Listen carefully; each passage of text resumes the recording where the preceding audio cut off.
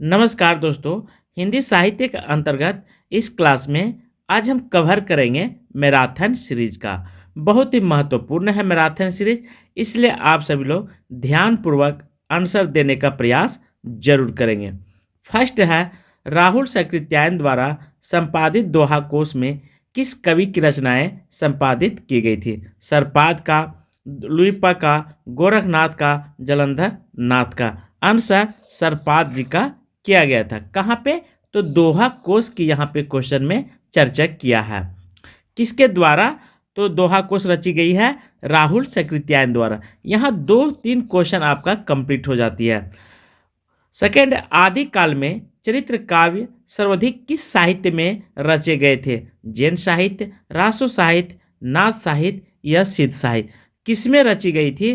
तो ध्यान रखेंगे जैन साहित्य में। जैन साहित्य ऐसा साहित्य है जिसमें, ठीक है, चरित्र काव्य अधिक लिखी गई थी। 102, मल्हा हुआ जो मारिया बहनी म्यारा कंतु लजेच तू व्यासिस यहुजे भागा घर एतु। यह दोहा कोश किस ग्रंथ से लिया गया है? हेमचंद्र से, सोमप्रभा सूरी से, धनपाल से या जोइंदू से। यह कथन कहाँ से ली गई प्यारे साथियों? ध्यान रखेंगे यह हेमचंद्र से ली गई है। थर्ड, चरित्र काव्य किस छंद में अधिक लिखे गए थे? दोहा चौपाई में, पद में, कवित ने पद में। तो चरित्र काव्य किस छंद में अधिक लिखी गई थी? आंसर ये दोहा चौपाई में। 4 है, जैन साहित्य में राम कथा किस नाम से स्वयंभू द्वारा लिखी गई थी? किसमें? जैन साहित्य के बात पर रहा है। रामचरितमानस में, महापुराण में, पांचचरित्र में, रामचंद्रिका में। तो जैन साहित्य राम कथा किस में अधिक लिखी गई थी? आंसर सी पांचचरू में। 105, अपभ्रंश का वाल्मीकि किस कवि को कहा जाता है? पुष्पदंत, अब्दुल रहमान, स्वयंभू, राम सिंह। तो अपभ्रंश का वाल्मीकि किस कवि को कहा जाता है? आंसर सी स्वयंभू को। ढोला मारू दोहा के रचनाकार कौन है? स्वयंभू, राम सिंह, कुशल लाभ या कुशल कलाम। तो ढोला मारू दोहा के रचनाकार कुशल लाभ है या कुशल प्रकाश के नाम से भी, कुशल लाभ है प्यारे साथियों, यहाँ पे कुशल लाभ होगा। तो ध्यान रखेंगे ऑप्शन मेरा डी बिल्कुल सही हो जाती है। इनमें से बिसलदेव रासो की रचिता कौन है? जगनीक, चंद्रबरदाई, नरपति नाल्हा, भट्ट केदार। आंसर नरपति नाल्हा जी है। किसका रचनाकार? तो ध्यान रखेंगे नरपति नाल्हा के बारे में चर्चा कर रहे हैं प्यारे साथियों, इसलिए आप सभी लोग ध्यान से आंसर जरूर देंगे। 108, अवधूत मत किसका पर्यायवाची शब्द है? सिद्ध संप्रदाय, नाथ संप्रदाय, बौद्ध संप्रदाय या सूफी संप्रदाय। तो अवधूत मत किसका है? तो अवधूत मत बहुत ही महत्वपूर्ण मत माना जाता है। आंसर ये नाथ संप्रदाय का पर्यायवाची शब्द है। बहुत इंपॉर्टेंट है, इसलिए ध्यान रखेंगे इस पॉइंट को कि नाथ संप्रदाय को ही क्या बोला गया है? अवधूत बोला जाता है प्यारे साथियों। 109, प्राकृतिक पेगलम किन विषय पर केंद्रित रचनाएं हैं? काव्य शास्त्र, छंद शास्त्र, न्याय शास्त्र या दर्शन शास्त्र। तो प्राकृतिक पेगलम किस पर निर्भर करता है? आंसर बी छंद शास्त्र पर। 110, ओम जय जगदीश हरे आरती की रचनाकार कौन है? श्रद्धाराम फुलरी, गजानंद मुक्तिबोध, शिवानंद या हरिहर स्वाग। तो ओम जय जगदीश की रचनाकार किन के द्वारा लिखी गई थी? बहुत इंपॉर्टेंट है। आंसर ये श्रद्धाराम फुलोरी के द्वारा लिखी गई थी। 111, इनमें से किस संस्था पर का गठन बाबू श्याम सुंदर दास ने किया था? राज्य भाषा या राष्ट्र भाषा प्रचार समिति, हिंदी साहित्य सम्मेलन, नागरिक प्रचार समिति या हिंदी विद्यापीठ का। तो ध्यान रखेंगे किसके द्वारा किया गया था? तो वह नागरिक प्रचार सभा श्याम सुंदर बाबू के द्वारा किया गया था। 12 है, हिंदी साहित्य के सर्वाधिक उल्लेखनीय इतिहास ग्रंथ किसने लिखा है? आचार्य रामचंद्र शुक्ल ने या आचार्य चतुर्सेन शास्त्री ने, रामाशंकर शुक्ल ने, जॉर्ज ग्रियर्सन ने। तो किसके द्वारा सर्वाधिक उल्लेखनीय ग्रंथ लिखी गई है? बहुत अच्छा क्वेश्चन है। आंसर बी, आचार्य रामचंद्र शुक्ल के द्वारा। 13 है, हिंदी साहित्य के प्रारंभिक काल को आदिकाल नाम किसने दिया था? मिश्र बंधु, राहुल सेकृत्यायन, राम कुमार, हजारी प्रसाद द्विवेदी जी। आंसर हजारी प्रसाद द्विवेदी जी के द्वारा दिया गया था। इसलिए आप सभी लोग ध्यान रखेंगे इन पॉइंटों को। 114 है, विद्यापति पदावली में किस रस की प्रधानता है? वीर रस, श्रृंगार रस, शांत रस या वात्सल्य रस। तो विद्यापति पदावली में किसकी रचना की गई है? आंसर मेरा 144 का हो जाएगा बी, श्रृंगार रस की प्रधानता अधिक की गई। 15 है, इनमें से हिंदी साहित्य के पहले इतिहास ग्रंथ के लेखक कौन है? शिव सी सिंगर, जॉर्ज ग्रियर्सन, ग्रासादा त्रासी, मिश्र बंधु। हिंदी साहित्य के पहले इतिहास ग्रंथ के लेखक यहाँ पे चर्चा कर रहा है। आंसर सी, ग्रासादा त्रासी हैं। हिंदी साहित्य के पहले इतिहास, ठीक है, सब मतलब प्रथम पूछ रहा है, ध्यान रखेंगे, पहले मतलब प्रथम। थोड़ा सा क्वेश्चन घुमाने का तरीका होता है ये सब शब्दों को जोड़ करके। 16 भविष्य कथा की रचयिता का नाम बताइए? स्वयंभू, धनपाल, पुष्पदंत या सरपाल। तो भविष्य कथा की रचयिता कौन है? ध्यान रखेंगे 116 का बी, धनपाल है। 17 हिंदी साहित्य के इतिहास लेखकों के कालक्रम अनुसार कवियों का वर्गीकरण सर्वप्रथम किसने किया था? जॉर्ज ग्रियर्सन, मिश्र बंधु, ग्रासादा त्रासी, शिव सिंगर। तो हिंदी साहित्य के इतिहास लेखकों का कालक्रम अनुसार सर्वप्रथम किसने किया था? जॉर्ज ग्रियर्सन महोदय ने किया था। 180 इनमें से आदि काल के अंतिम चरण के सुप्रसिद्ध कवि कौन है? अब्दुल रहमान, अमीर खुसरो, स्वयंभू, पुष्पदत्त। तो आदि काल के अंतिम चरण सुप्रसिद्ध कवि कौन माने जाते हैं? ध्यान रखेंगे, बहुत इंपॉर्टेंट क्वेश्चन है। आदि काल के बारे में यदि आपसे चर्चा बार बार करेगा तो आप अमीर खुसरो को जरूर लगाएंगे, जिनके द्वारा खड़ी बोली का प्रारंभ किया गया था। ठीक है। 119 है, रासो ग्रंथ के रचनाकार का नाम बताइए जिसकी रचना अजमेर के शासक से संबंधित है? दलपति विजय, नरपति नाला, नल सिंह, मधुकर भट्ट। तो अजमेर के शासक के द्वारा संपादित किया गया था, उनसे ताल्लुक रखता है नरपति नाला। 20 अपभ्रंश में राम के चरित्र पर आधारित ग्रंथ इनमें से कौन सा है? पांचरु, महापुराण, संदेह राशय, रिठचरु। तो अपभ्रंश में, ठीक है, अर्थात अपभ्रंश का दूसरा नाम है बिगड़ा हुआ भाषा। वह पांचरु जो है इसी में रामचरित्र का वर्णन किया गया, भगवान राम के बारे में जिक्र किया गया है। 21 ज्योतिश्वर ठाकुर की कृति कौन सी है? ज्योतिश्वर भविष्य कथा है, पांव दोहा है, वर्ण रत्नाकर है या राउलवेल है? तो ज्योतिश्वर ठाकुर की कृति कौन सा? बहुत अच्छा क्वेश्चन है, बहुत सारे लोग कंफ्यूज कर जाते हैं। आंसर वर्ण रत्नाकर ज्योतिश्वर ठाकुर का। 20 हिंदी साहित्य का वैज्ञानिक इतिहास के रचनाकार कौन है? डॉक्टर गणपति गुप्त, आचार्य रामचंद्र शुक्ल, डॉक्टर नगेंद्र राम कुमार वर्मा।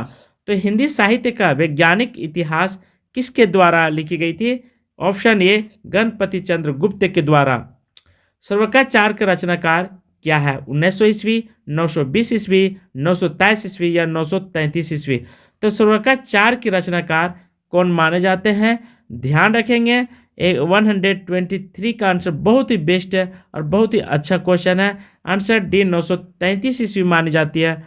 124 क्या कहता है प्यारे साथियों कि आचार्य हजारी प्रसाद द्विवेदी रासो शब्द की उत्पत्ति किस शब्द से मानते हैं? किनके द्वारा? हजारी प्रसाद द्विवेदी। रसायन से, रासक से, रास से या रसिक से? तो हजारी प्रसाद द्विवेदी जी हमेशा ध्यान रखेंगे ये रासक से मानते हैं। ठीक है। अब इसे कैसे याद रखेंगे? हजार गो, ठीक है, प्रसाद जी थे वे रास रचाए थे। 125 कहता है किस कवि को अभिनय जादे की उपाधि प्राप्त? बहुत बार मैंने भी पिछले क्लास में बताया था, अमीर खुसरो, चंद्रबरदाई, विद्यापति राम सिंह। इसे बताने की जरूरत नहीं है, लेकिन फिर भी मैं बता देता हूँ। यह विद्यापति का अभिनय जादे और कवि कंठार कवि इत्यादि कवियों के नाम से इनको संबोधित किया गया है। 26 हिंदी के उस कवि का नाम बताइए जिसने मनोरंजन साहित्य की रचना आदि काल में किए थे। सत्य बराई, विद्यापति, अमीर खुसरो, रामसी। तो बहुत अच्छा क्वेश्चन है। आंसर सी, अमीर खुसरो जो है मनोरंजन साहित्य की रचना किए थे। मनोरंजन साहित्य कहने का अर्थ है प्यारे साथियों पहेलियों, ठीक है। इनके द्वारा एक साहित्य लिखी गई जिसमें अनेक पहेलियां डाली गई है, लिखी गई है, जो मनोरंजन का स्रोत बन गया है, मनोरंजन का है। ऐसे बहुत कम कवि हुए, पहले कवि हैं जो अपने बातों में मतलब साहित्य के माध्यम से, कलम के माध्यम से लोगों को मनोरंजन करवाए हैं। किनके द्वारा? तो वह अमीर खुसरो के द्वारा। 20 अभ्रंश और राजस्थानी भाषा के बनी काव्य भाषा का नाम बताइए, ठीक है। यहाँ पे अभ्रंश हो जाए। इनके द्वारा कौन सा? डिंगल, पिंगल, सांध्य भाषा, अवहट। तो ध्यान रखेंगे 127 का ऐसे क्वेश्चन पहले भी बताया था। यह डिंगल भाषा जो है अभ्रंश प्लस राजस्थानी भाषा मिक्स करके डिंगल भाषा का निर्माण किया गया था।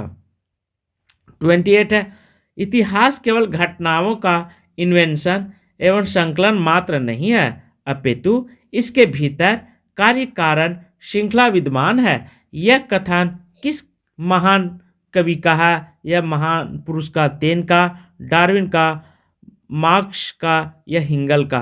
तो यह कथन किनके द्वारा लिखी गई है? तो हिंगल के द्वारा दी गई कथन है।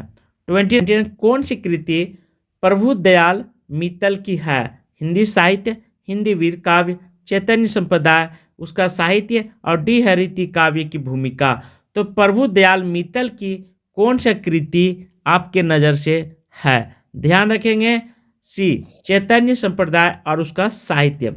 13 आचार्य रामचंद्र शुक्ल ने हिंदी साहित्य का इतिहास लिखने में किस पद्धति का अनुसरण किया है? वर्णक्रम पद्धति, विधेयवादी पद्धति, कालक्रम अनुपद्धति या वैज्ञानिक पद्धति?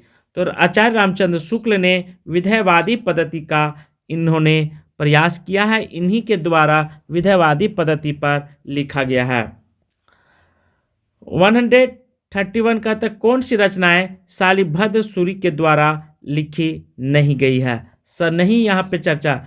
बुद्धि रास, भरतेश्वर बहुरास, पच पांडव रास, चंदनबाला रास। तो कौन सा शालिभद्र सूरि के द्वारा नहीं लिखी गई है प्यारे साथियों? आंसर डी, चंद्रबल रास। 30 कि कामनी करिए सनाने, हर तरी हृदय हनाए पचवाने। यह पंक्ति किस कवि के? अमीर खुसरो, जादे, विद्यापति, आशु की। तो यह कवि किसके द्वारा लिखी गई है? बहुत इंपॉर्टेंट हो जाता है। आंसर बी, विद्यापति का। 33 अमीर खुसरो का जीवन काल इनमें से क्या है? 1200 से 1300 ईस्वी, 1250 से 1350 ईस्वी और 1250 से 1324 ईस्वी। डी कहता है 1348 से 1320 ईस्वी। तो अमीर खुसरो का जीवन काल इनमें से क्या माना जाता है? आंसर सी, 1255 से 1324 ईस्वी तक मानी जाती है। 34 का विद्यापति किस मत के अनुयायी हैं? शैव का, वैष्णव का, सूफी का या शक्ति का? तो किस मत का है? तो विद्यापति ध्यान रखेंगे ये शैव धर्म के अनुयायी माने जाते हैं। ऐसे बहुत बार क्वेश्चन आया हुआ है। 35 विद्यापति किस नरेश के दरबारी कवि थे? राजा जयसिंह का, राजा शिव सिंह का, राजा हेमंत सिंह का या डी है राजा भानु प्रताप सिंह का? तो विद्यापति किसके दरबारी कवि थे? आंसर बी, राजा शिव सिंह का। 36 इनमें से धनपाल की रचनाएं कौन सी? ढोला मारू दुहा, परमात्मा प्रकाश, भविष्यत कथा, महापुराण। तो धनपाल की रचना कौन है? आंसर भविष्यत कथा। 37 कुशल लाभ कौन थे? वीर गाथा काल के कवि, ढोला मारू या दुहा के रचिता, एक जैन कवि, राम कथा के कवि। आंसर बी, ढोला मारू दुहा के रचिता का नाम क्या है? कुशल लाभ था। 38 का था नाथ संप्रदाय का प्रभाव हिंदी के किस कवि पर जाता है? सर्वाधिक पड़ा है कबीर पर, नानक पर, सुंदर दास या विद्यापति का। तो नाथ संप्रदाय का प्रभाव हिंदी के किस कवि पर जाता है? आंसर ये कबीर पर। 39 का खुमान रासों की प्रमाणिक प्रति कहाँ संग्रहित की गई थी? पुणे संग्रहालय में, मथुरा संग्रहालय में, जयपुर संग्रहालय में या ग्वालियर संग्रहालय में? तो खुमान रासों की प्रमाणिक प्रति, ठीक है, अर्थात पेज के बारे में यहाँ मतलब प्रति मतलब पेज होता है, शब्द कहाँ पे प्रमाण के रूप में मिला है? आंसर ये पुणे संग्रहालय में। 40 कहता है यह पूजा मात्र मूल शब्द नहीं है। आचार्य रामचंद्र शुक्ल की टिप्पणी किस रासो काव्य के लिए किया गया है? पृथ्वीराज रासो, खुमान रासो, विशलदेव रासो या परमाल रासो? यह टिप्पणी किसके लिए किया गया प्यारे साथियों? इसलिए आप सभी लोग आंसर देंगे परमाल रासो पर जाएंगे। 41 का विशलदेव रासो के कुल कितने छंद हैं? 100, 120 या 125 या 140? तो विशलदेव रासो में कितने छंद हैं? Answer C 125। 42 का पुस्तक जलहन हत्य वे चली गजानन निरिप काज पंक्ति किसकी मानी जाती है? नरपति नाला, चंद्रवरदाई, जगनीक, दलपति विजय? किनके द्वारा किया गया है? आंसर बी चंद्रवरदाई के द्वारा। 43 जलहन कौन थे? चंद्रवरदाई का पुत्र, पृथ्वीराज का मित्र, दलपति का विजय और चंद्रवरदाई का भाई। तो जलहन कौन थे? ये बहुत इंपॉर्टेंट क्वेश्चन हो जाती है। ऐसे क्वेश्चन कम आपको पढ़ने को मिली होगी। यह चंद्रवरदाई का पुत्र थे जलहन। 44 का इनमें से कौन से विद्वान रासों को अर्ध प्रमाणिक रचना मानते? आचार्य रामचंद्र शुक्ल, मोहनलाल विष्णुलाल पांड्या, हजारी प्रसाद द्विवेदी या कविराज श्यामलाल दास? तो कौन सा पृथ्वीरासों को मतलब जाली मानते हैं या प्रमाणिक मानते हैं? आंसर सी हजारी प्रसाद द्विवेदी जो है अर्ध प्रमाणिक मानते हैं। 45 चार्ल्स इडियट ने इनमें से किस ग्रंथ का प्रकाशन कराया था? तो चार्ल्स इडियट के द्वारा कौन सा ग्रंथ प्रकाशित कराया गया था? परमाल रासो, आलाखंड, पृथ्वीराज रासो या विशलदेव रासो? तो इनके द्वारा ध्यान रखेंगे कौन सा? आंसर बी आलाखंड जो है चार्ल्स इडियट के द्वारा प्रकाशित की गई थी। जैन मत का प्रचार भारत के किस राज्य में सर्वाधिक था? गुजरात में, महाराष्ट्र में, आंध्र प्रदेश में या उत्तर प्रदेश में? तो जैन मत का प्रचार भारत के किस राज्य में सर्वाधिक किया गया था? बहुत अच्छा क्वेश्चन है। आंसर ये गुजरात में। 47 रासक छंद में कितनी मात्राएं होती है? 20, 29, 25 या 24? तो रासक में कितनी मात्रा है? Answer B 29। 48 खुमान रासों में लगभग कितने छंद हैं? 1000, 2000, 4000 या 5000? खुमान रासों में कितनी रचनाएं हैं? Answer D 5000। 49 विजयपाल रासो किस भाषा में लिखा गया? डिंगल, पिंगल, अभ्रंश, प्राकृतिक? तो विजयपाल रासो किस ग्रंथ में अर्थात किस भाषा में लिखी गई है? आंसर सी अभ्रंश में।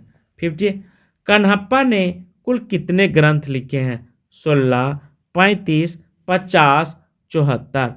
तो कन्हप्पा ने कुल कितने ग्रंथ लिखे हैं? आंसर डी 74 ग्रंथ कन्हप्पा के द्वारा लिखी गई प्यारे साथियों। इसलिए बहुत इंपॉर्टेंट हो जाती है ये 74 को आपको हर हाल में ध्यान रखनी है। रचनाकारों को सुम्मिलित करना है। एक साइड कृति दिया हुआ, रचनाकार दिया हुआ, कमानी, उर्वशी, पल्लव, आमा। इधर महादेवी वर्मा, प्रसाद, पंत, दिनकर। तो बिल्कुल मेरा बी ऑप्शन जाएगा। कमानी जो है वह सीधा कहाँ जाएगा? प्रसाद जी के साथ जाएगा। और बी जो है वह 4 के साथ जाएगा, उर्वशी दिनकर के साथ जाएगा। और सी जो है, ठीक है, 3rd के साथ जाएगा, ये मेरा पंत जी का। और डी जो है वह 1 के साथ जाएगा, महादेवी वर्मा के साथ। 17 इनमें से छायावादी महाकाव्य कौन सा है? साकेत, प्रिय प्रवास, कमानी, पृथ्वीराज रासो? छायावादी महाकाव्य कौन सा है? आंसर सी कमानी। 18 साकेत के रचयिता का नाम बताइए। प्रसाद, मैथिली शरण गुप्त, हरियोद निराला। तो साकेत के रचयिता का नाम कौन है? साकेत किनके द्वारा लिखी गई? तो साकेत ध्यान रखेंगे मैथिली शरण गुप्त के द्वारा लिखी गई है। 90 इनमें से कौन सी रचना आदिकाल की है? पल्लव, असाध्य वीणा, प्रेम वाटिका, परमाल रासो। तो परमाल रासो है आदिकाल की रचनाएं। इनमें से रीति मुक्त कवि कौन सा है? 20 घनानंद, बोधा, बिहारी, ठाकुर। रीति मुक्त, रीति सिद्ध और रीतिबद्ध 3 प्रकार के कवि हुआ करते थे।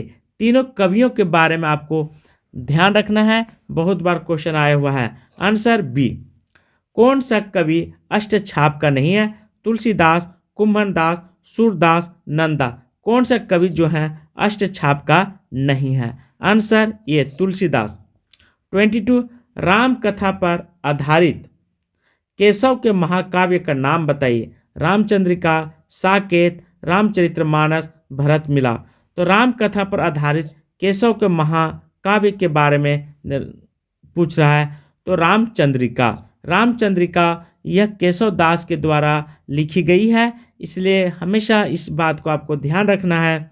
23 है केशव को कठिन काव्य प्रेत कहा जाता है। जगन्नाथ तिवारी के द्वारा, रामचंद्र शुक्ल के द्वारा, विजयपाल के द्वारा, डॉक्टर नगेंद्र के द्वारा। किसके द्वारा यह उपलब्धि दिया गया है, यह उपाधि दी गई है कठिन काव्य का प्रेत? आंसर बी रामचंद्र शुक्ल के द्वारा। 24 उर्वशी की रचयिता कौन है? प्रसाद, पंत, दिनकर, निराला। उर्वशी की रचयिता कौन है? आंसर सी दिनकर जी है। 25 रामचरितमानस में कितने कांड हैं? 8, 7, 6, 5। तो रामचरितमानस में कितने कांड हैं? आंसर बी 7 कांड। 20 रामचरितमानस आधारित कौन है? कृष्ण कथा का, राम कथा पर है, शिव की कथा पर है, इनमें से कोई नहीं। तो रामचरितमानस आधारित है। किस पर आधारित है? आंसर बी राम कथा पर है। 27 तुलसी किस काल के कवि हैं? आदिकाल, रीतिकाल, आधुनिक काल या भक्ति काल। तुलसीदास किस काल के कवि माने जाते हैं? आंसर डी भक्ति काल के। 28 कौन सा काल हिंदी का स्वर्ण युग कहा जाता है? आदिकाल, भक्ति काल, रीतिकाल या आधुनिक काल। तो स्वर्ण युग किस काल को कहा जाता है हिंदी साहित्य को? तो भक्ति काल। ठीक है, भक्ति काल जो है हिंदी का स्वर्ण युग कह करके संबोधित किया गया है। 29 इनमें से रीति यथ नहीं है। भाषा भूषण, कवि प्रिय, रसिक प्रिय, सतसई। इनमें से रीति यथ नहीं के बारे में चर्चा किया है। Answer D Satsai.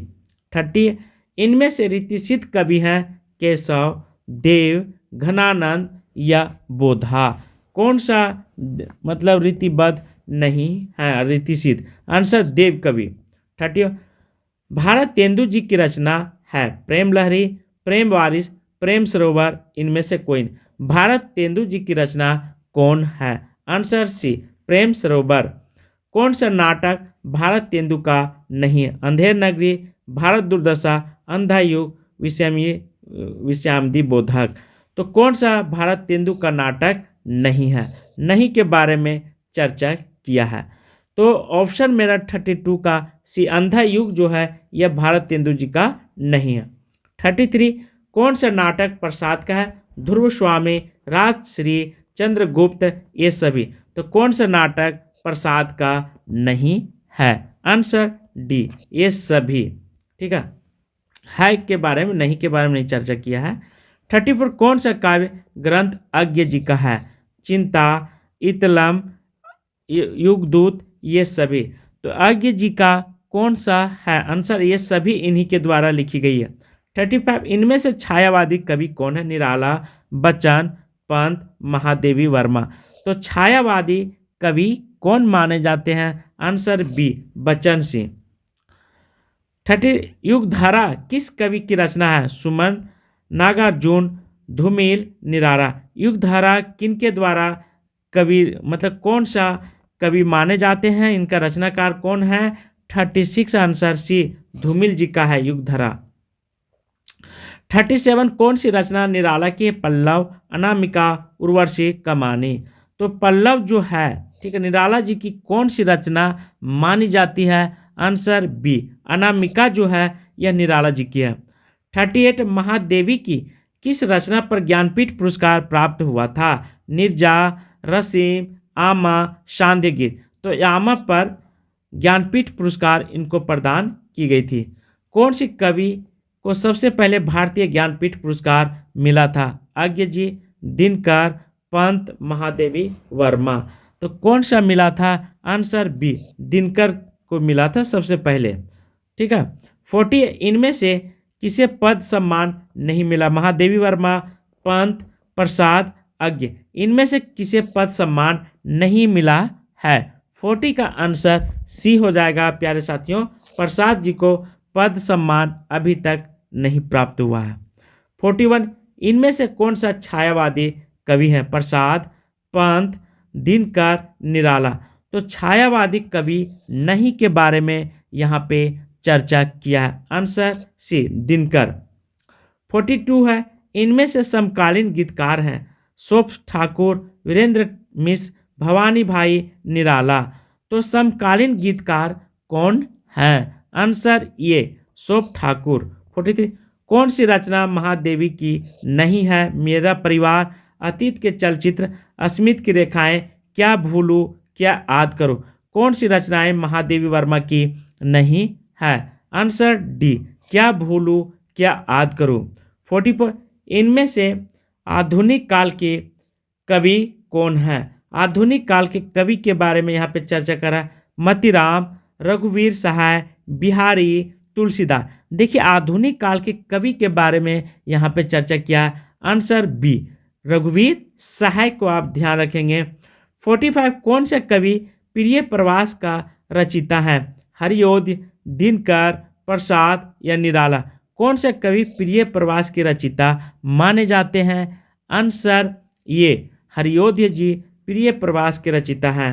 46 कौन सी रचना हरिवंश राय बच्चन की है? मधुशाला, मधुबाला, निशा निमंत्रण, ये सभी। आंसर हो जाएगा डी ये सभी इन्हीं की रचना है। 47 संस्कृति के 4 अध्याय किसकी कृति है? दिनकर की, बच्चन की, पंत की या निराला की। आंसर ये दिनकर जी का है। 48 राम की शक्ति पूजा नामक कविता की रचयिता कौन है? निराला, मुक्तिबोध, धूमिल या दिनकर। राम की शक्ति पूजा किनके द्वारा लिखी गई है? ऑप्शन ए निराला के द्वारा। 48 है 48 संसद से सड़क तक किसकी कृति? निराला, मुक्तिबोध, धूमिल, सर्वेश्वर दयाल सक्सेना। तो संसद से सड़क तक किसकी रचना है? आंसर सी धूमिल की। 50 मैं उस जनपद की कवि हूँ किसकी कृति है? सुमन, त्रिलोचन, नागार्जुन, दिनकर की। मैं उस जनपद की कवि हूँ किसकी रचना है? आंसर ध्यान रखेंगे बहुत इंपॉर्टेंट हो जाती है। बी के साथ जाएंगे त्रिलोचन की है। 51 इनमें से प्रवृत्ति के आधार पर किया गया नामांकन कौन सा है? रीतिकाल, आदिकाल, भारतेंदु, कोई नहीं। आंसर रीतिकाल। 51 रीतिकाल को अलंकृत काल की संज्ञा किसने की थी? राम कुमार वर्मा, मिश्र बंधु, रामचंद्र शुक्ल, हजारी प्रसाद द्विवेदी जी। तो अलंकृत काल की संज्ञा किसने दिया है? आंसर ये राम कुमार वर्मा ने। 53 शुक्ल जी ने आदि काल का नामांकन किया। प्रारंभिक काल, चारण काल, वीरगाथा काल, प्रारंभिक काल। शुक्ल जी ने आदि काल का नामांकन क्या दिया? आंसर सी वीरगाथा काल। 54 किस इतिहास लेखक ने हिंदी साहित्य का प्रारंभ 1050 विक्रम संवत से स्वीकार किया? राम कुमार वर्मा, आचार्य रामचंद्र शुक्ल, डॉक्टर नगेंद्र मिश्र, विनोद। तो किस इतिहासकार ने 1050 ईस्वी माना है? आंसर बी रामचंद्र शुक्ल ने। 55 शुक्ल जी ने आधुनिक काल का नाम क्या रखा? वर्तमान काल, आधुनिक काल, गद्य काल, कोई नहीं। तो आधुनिक काल का नाम क्या रखा है शुक्ल जी ने? तो इम्पोर्टेंट हो जाती है। आंसर सी गद्य काल कह करके संबोधित किए थे। 56 मध्य काल के लिए शुक्ल जी ने क्या नाम दिया था? भक्ति काल, रीतिकाल, पूर्व माध्यमिक काल, ये कोई नहीं। किसके बारे में? तो पूर्व मध्य काल की चर्चा किया है दोस्तों। ये इंपॉर्टेंट हो जाती है। आंसर ये ठीक है भक्ति काल कह करके संबोधित किए हैं। 57 शुक्ल जी ने कालों का नामकरण किस आधार पर किया? परंपरा के आधार पर, प्रवृत्ति की प्रधानता प्रमुख ग्रंथ या कोई नहीं। तो शुक्ल जी ने कालों का नामांकन, ठीक है, किसके आधार पर किया है? तो ये बहुत इंपॉर्टेंट टॉपिक हो जाता है और बहुत अच्छा क्वेश्चन भी है। आंसर बी, प्रवृत्ति के आधार पर। 58, आदिकाल को चारण काल किसने कहा था? नगेंद्र, आचार्य रामचंद्र शुक्ल, राम कुमार वर्मा या मिश्र बंधु? तो चारण काल किसने कहा था? तो मिश्र बंधुओं ने चारण काल कह करके संबोधित किए थे। सॉरी, राम कुमार वर्मा ने। ध्यान रखेंगे, आंसर मेरा ये सी हो जाएगा, राम कुमार वर्मा ने चारण काल किए थे।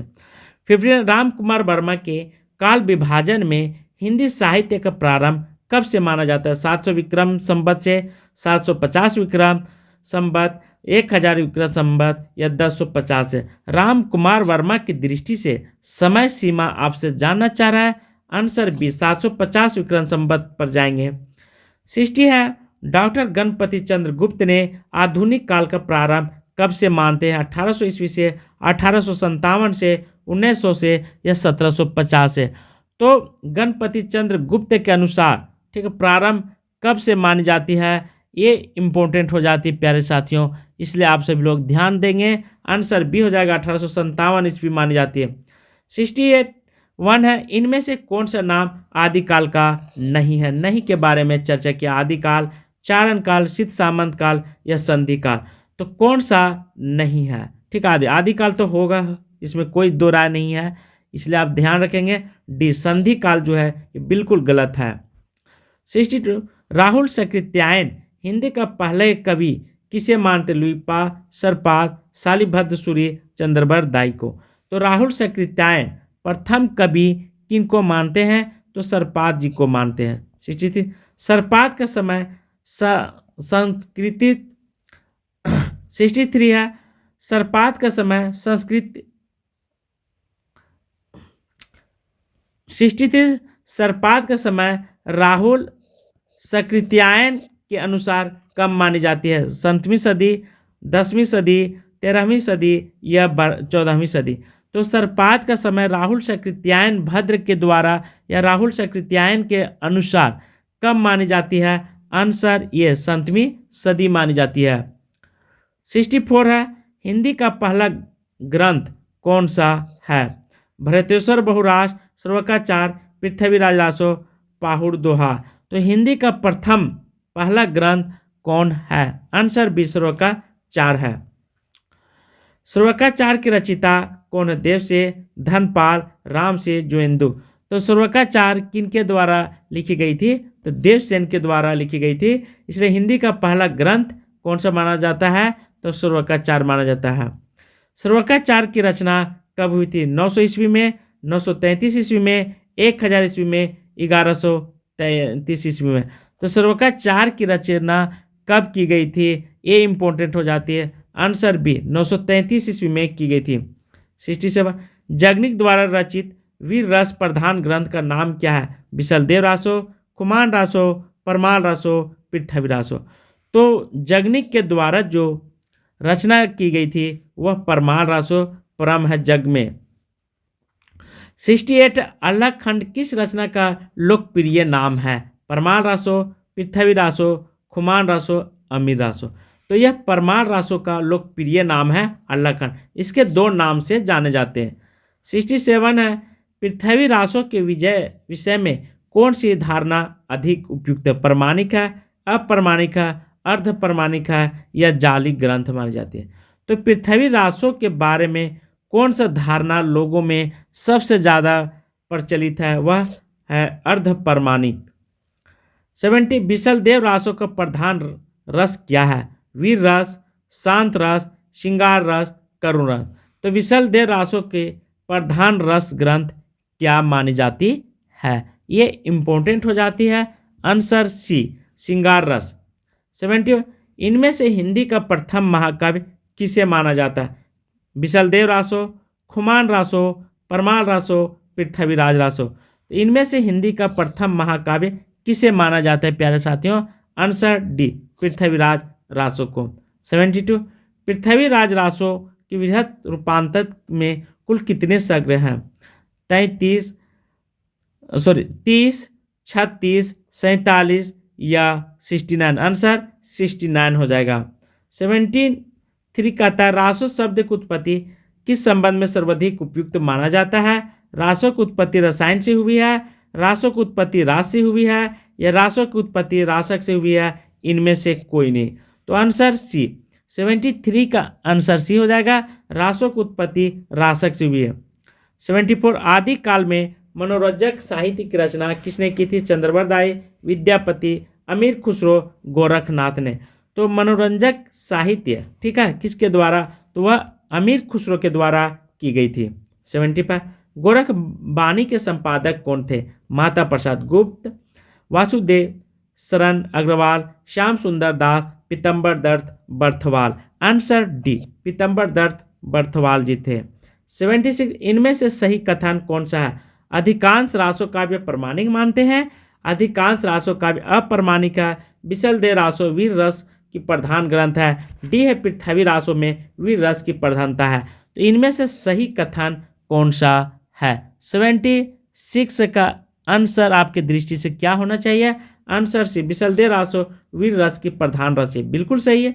सिद्धों की संख्या कितनी है 77 में? 38, 47, 84 या 64। तो सीधों की संख्या जो है 84 मानी जाती है। 78 सीधों का उचित समय क्या माना जाता है? चौथी सदी, 7वीं से 8वीं सदी, 10वीं सदी या 12वीं सदी। तो सीधों की उचित संख्या क्या मानी जाती है? 78 का आंसर बी, 7वीं से 8वीं सदी। 78 नारी निंदा किस संप्रदाय में मिला है? नाथ संप्रदाय, जैन संप्रदाय, सिद्ध संप्रदाय, किसी में नहीं। तो वह है नाथ संप्रदाय में नारी की निंदा की गई है। इनमें से नाथ संप्रदाय में क्या नहीं है? गुरु महिमा, नारी निंदा, इंद्रिय निग्रह या गृहस्थी का आदर। तो नाथ संप्रदाय में क्या नहीं है ये पूछ रहा है। इससे पहले निंदा के बारे में आपसे चर्चा किया था। आंसर डी, गृहस्थी का आदर यहाँ पे कोई जगह नहीं है। वर्ण रत्नाकर की रचयिता कौन है? जगनीक, ठीक है, या विद्यापति, ज्योतिश्वर ठाकुर, स्वयंभू। तो वर्ण रत्नाकर जो है ज्योतिश्वर ठाकुर के द्वारा रची गई है। 82 अपभ्रंश एवं राजस्थानी भाषा से योग से बनी भाषा क्या है? डिंगल, पिंगल, अवध या अवधि या देश भाषा। तो वह होगा डिंगल। किसके बारे में? तो राजस्थानी प्लस अपभ्रंश भाषा का बात किया है। 83 राजभाषा मिश्रित अपभ्रंश का क्या नाम है? डिंगल, पिंगल, अवहट, सोरसेनी। तो राजस्थानी अपभ्रंश का क्या नाम दिया गया है? 83 का आंसर आपकी दृष्टि से क्या होना चाहिए? आंसर बी, पिंगल। 84 इनमें से कौन सा आदिकाल का मतलब राज्य नहीं है? आदिकाल का नाम नहीं है। प्राकृतिक पेंगलम, खुसरो की पहेलियाँ, मैथिली या पद्मावती। इनमें से कौन सा आदिकाल राज्य नहीं है? मतलब आदिकाल का बारे में यहाँ पे चर्चा कर रहे प्यारे साथियों, इसलिए प्राकृतिक पेंगलम, खुसरो, पहेलियाँ, मैथिली, पद्मावत।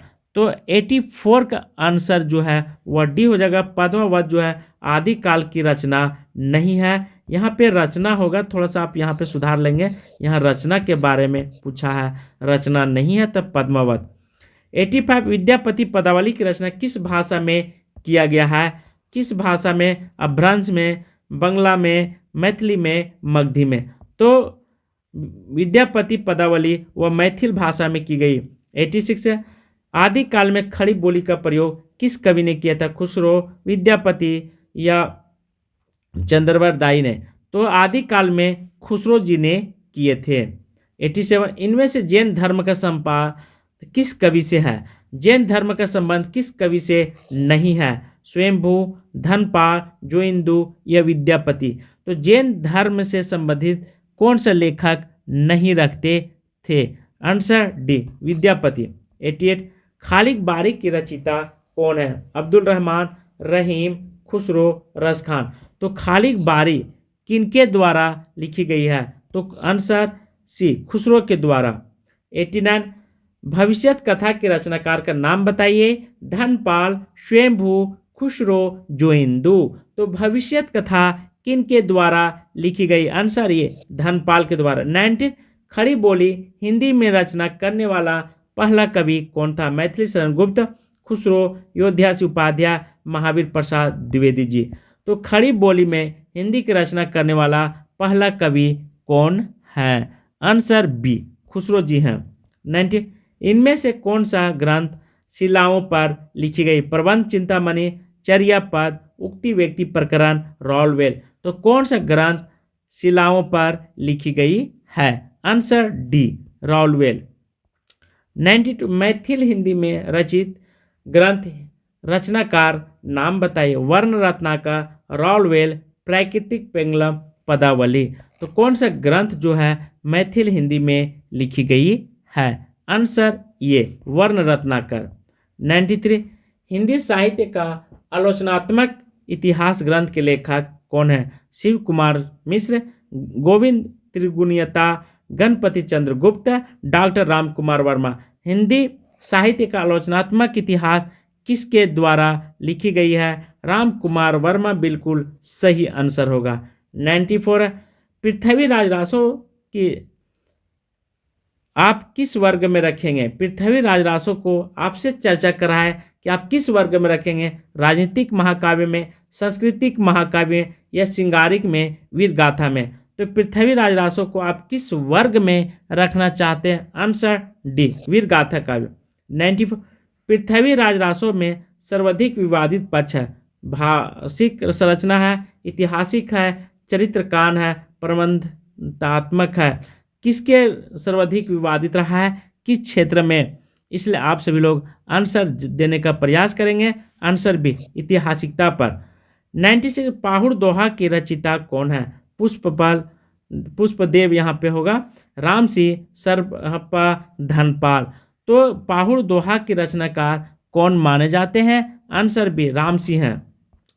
97 इनमें से किस रासो काव्य में मृगाल रस की प्रधानता है? मृगाल रस की प्रधानता किस में? पृथ्वी रासो, परमाल रासो, विशलदेव रासो, हमीर रासो।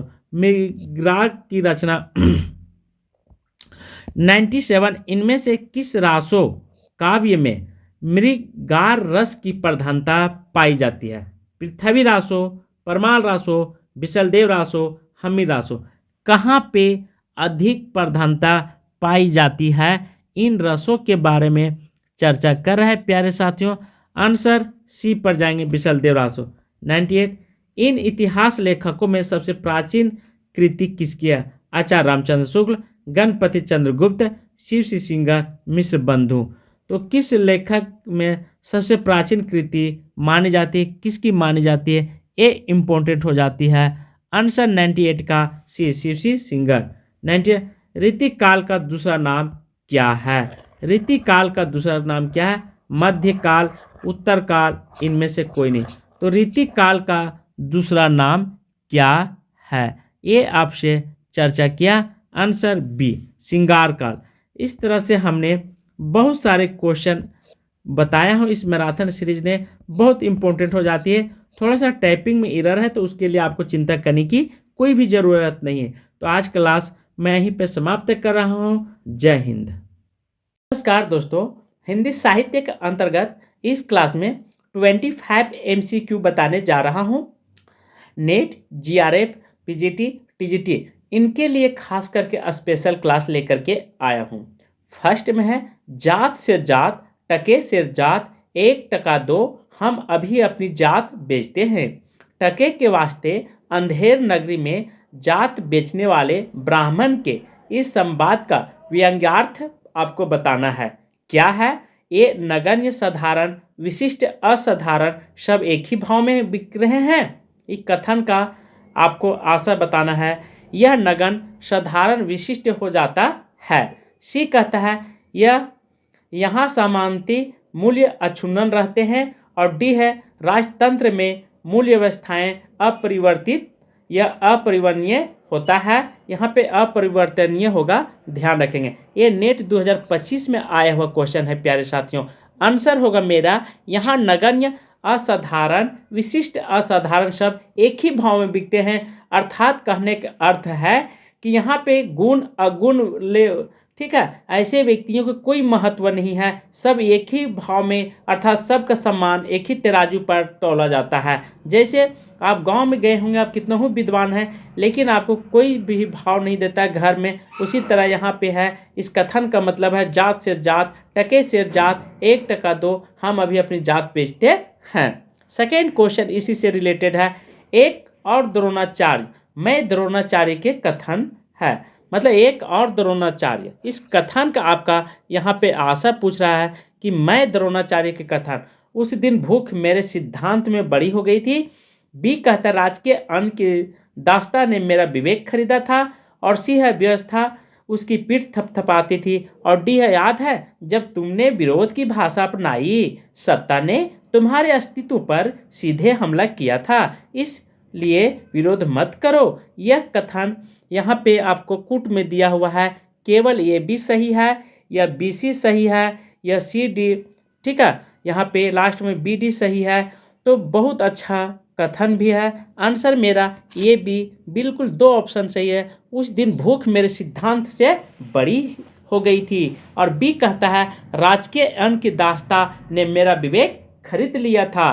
तो थर्ड क्वेश्चन यहाँ है, इनमें से कौन सा निबंधकार द्विवेदी युग का नहीं है? माधव प्रसाद मिश्र, अध्यापक पूरन सिंह, सी है कुबेरनाथ राय और डी है अध्यापक पूरन सिंह। इनमें से कौन सा निबंधकार द्विवेदी युग का नहीं है प्यारे साथियों?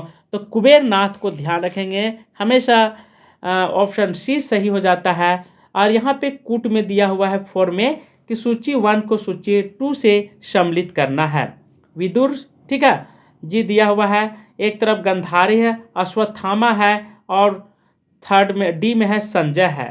तो फर्स्ट में दिया पत्थर की खानों में से मणिकाएं, ठीक है, निकलती है, बाधा मत डालो। सेकेंड कहता मैंने प्रतिशोध ले लिया है धृष्ट धूमन से पिता की पाप हत्या का। थर्ड है अंधों की सत्य दिखाने में क्या मुझको भी अंधा ही होना है। 4 हृदय तुम्हारा पत्थर का है गंधारी। एक कूट आपसे यहाँ पे मांग रहा है। 4 का आंसर बी हो जाता है मेरा, अर्थात ए को बी से मिला दो प्यारे साथियों। ध्यान रखें, ए को बी से देख लीजिए, जहाँ पर भी इसको ए के, ठीक है, ए का बी से, तो ए को 4 से यहाँ मिलान करना है और बी को सीधा 1 से, बी जहाँ पर भी दिखाई देगा इसको 1 से मिलाइए। और सी जो है, ठीक है, वह 2 से मिलान करना है, सी को 2 से और डी को सीधा 3 से मैच करना है। इस तरह से मेरा ये कूट सही हो जाता है।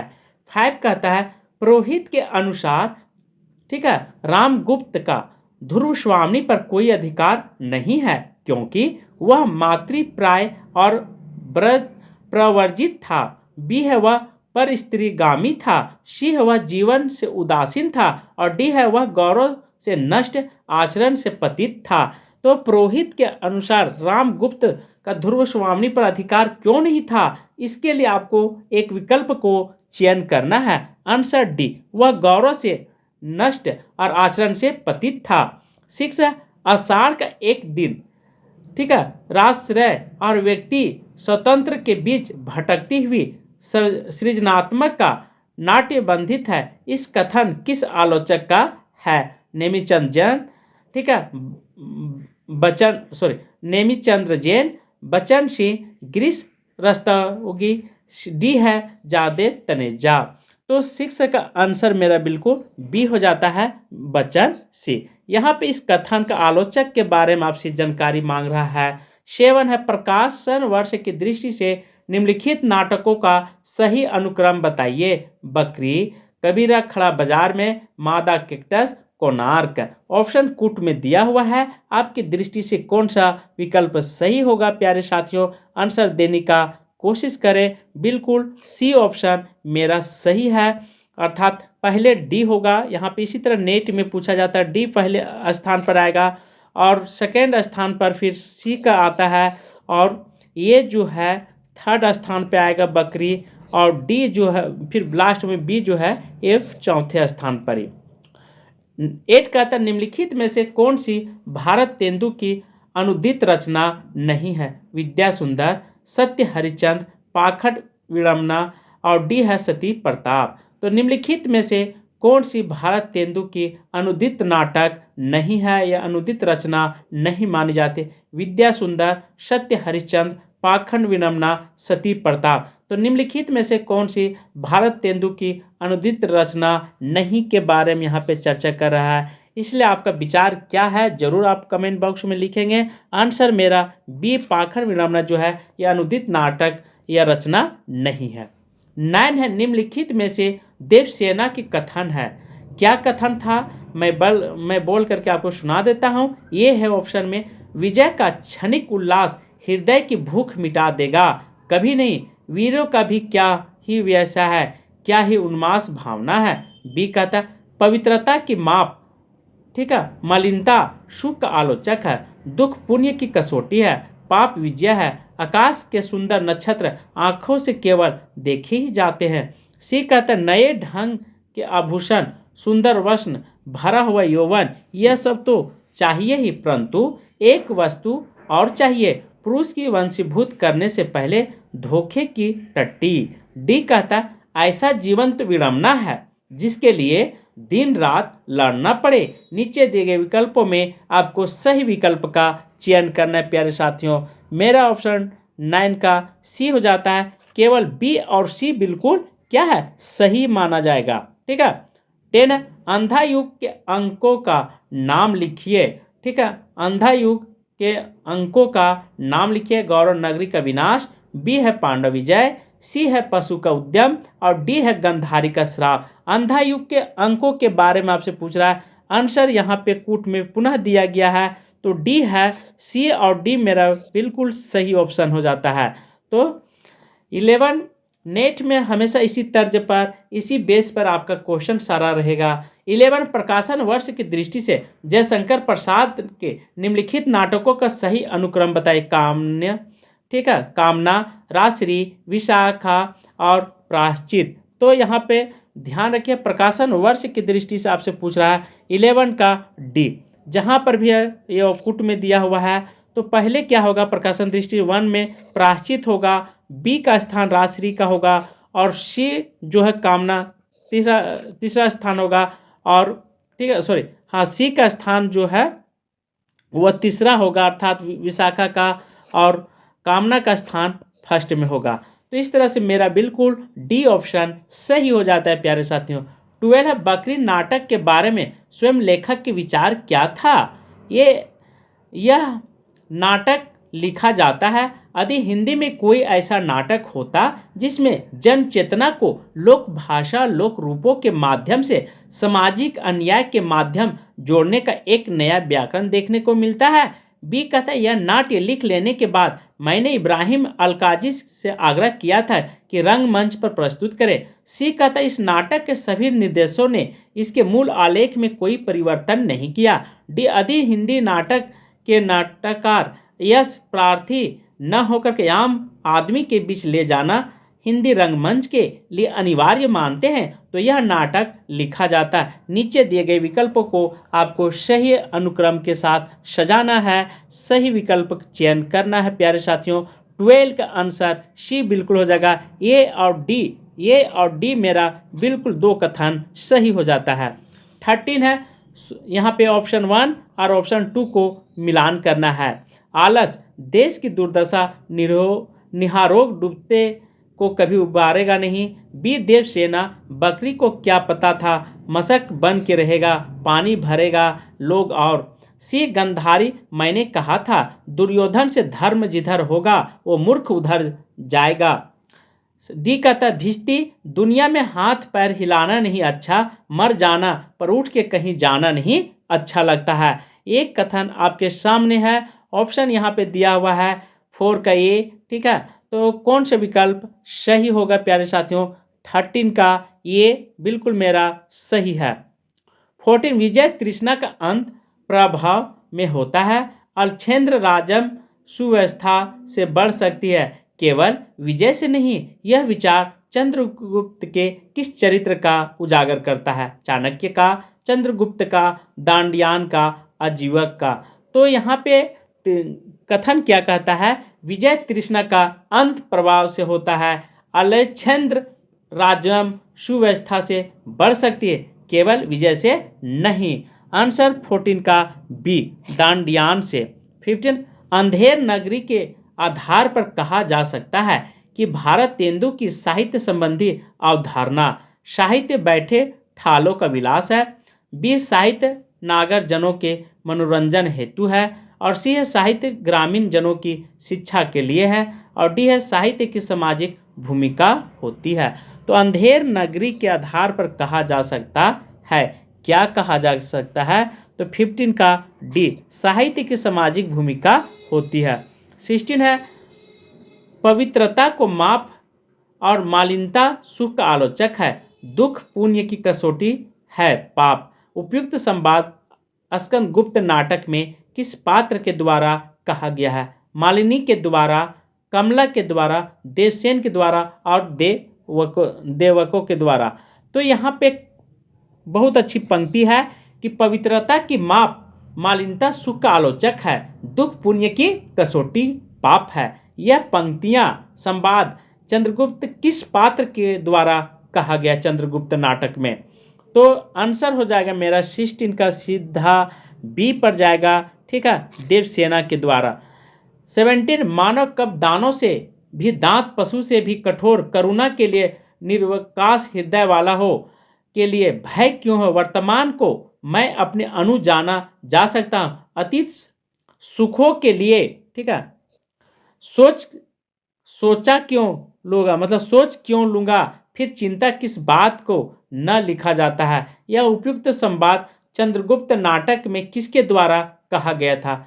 आंधिक के द्वारा, चंद्रगुप्त के द्वारा, दंडयान के द्वारा या सिहरन के द्वारा? तो यह पंक्ति किसके द्वारा कही गई थी इस नाटक में? आंसर डी, सिहरन के द्वारा।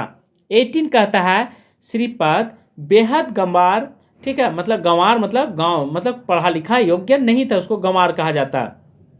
खाने की मेज पर बैठकर पसीना सुखाता। मैं कहता हूँ, दीदी मैं इतनी मुद्दत के बाद यहाँ आया हूँ, तुम्हारे छोटा भाई हूँ, तुम लोगों से हसरत दिल में लिए हुए न जाने कब से इस महान भारत के नगर नगर भटक रहा हूँ। मैं तुम्हारे या तुम्हें मेरा पल भर को भी यहाँ बैठना नहीं सुहाता। उपयुक्त संवाद अंजो दीदी नाटक में किसके द्वारा कहा गया है? श्रीपद के द्वारा, इंद्र नारायण के द्वारा, नजीर के द्वारा या नीरज के द्वारा? तो यह कथन, ठीक है, किसके द्वारा कहा गया? 18 का ये श्रीपद के द्वारा। 19 है, जिसकी आत्मा कमजोर हो उसे लालच स्वार्थ ने घेर रखा है, जो वह इस बकरी से क्या पाएगा? भगवान के पास खाली हाथ न जाने का मतलब यही है, जो फूल लेकर जाता है यह स्वर्ग लेकर लौटता है, इसलिए श्रद्धा देना जानती है। आप इस बकरी को जितना दें उतना कम है। उपयुक्त संवाद बकरी नाटक में किसके द्वारा कहा गया था? कर्मवीर, सत्यवीर, दुर्जन सिंह, सिपाही के। यह पंक्तियां किसके द्वारा बोली गई थी प्यारे साथियों? आंसर बी, सत्यवीर के द्वारा कही गई थी।